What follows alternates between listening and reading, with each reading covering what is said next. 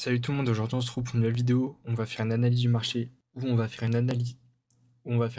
marché pour aujourd'hui. Alors hier je nous avais laissé par ici tout simplement. J'avais dit qu'on pouvait range tout simplement pour tout simplement accumuler du short sur cette zone là encore plus qu'il y en a déjà, pour pouvoir ensuite péter à la hausse et inverser la structure et enfin repartir sur une tendance haussière. Et actuellement c'est à peu près ce qu'on est en train de faire finalement. Ce que j'ai dit, c'est que j'ai dit qu'on allait range. Actuellement on est en train de faire, enfin, je dis pas qu'on est en train de faire un range pour l'instant, on n'est pas vraiment en train de confirmer un range, mais en tout cas c'est bien parti. Pour si on commence à faire un sorte de bull flag comme ça pourrait être positif pour justement aller éclater les liquidités comme j'avais dit. Ce matin j'avais tracé ça en disant que ça serait cool d'aller chercher cet order block ici, qu'on avait ensuite cherché celui-là, puis celui-là. Au final, on n'est pas allé chercher lui. Par contre, on allait chercher lui, on s'est fait légèrement rejeter.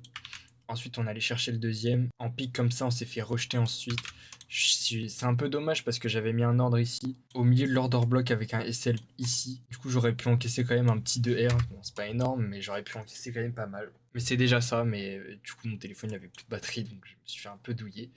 C'est pas grave. Actuellement, si on regarde dans le time frame, moi, ces liquidités-là sont à prendre, mais du coup, peut-être qu'on va faire un sorte de bull flag comme ça jusqu'à la zone OTE et ça serait plutôt positif pour aller chercher plus haut. Et juste dans un scénario bearish, on ferait une prise de liquidité, ensuite on se casserait la gueule. Et là, ça serait très mauvais.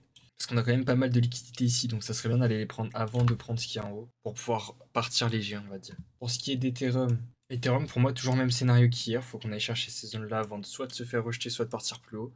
On est un petit peu comme sur le Bitcoin, sauf que là, on est monté un petit peu moins haut.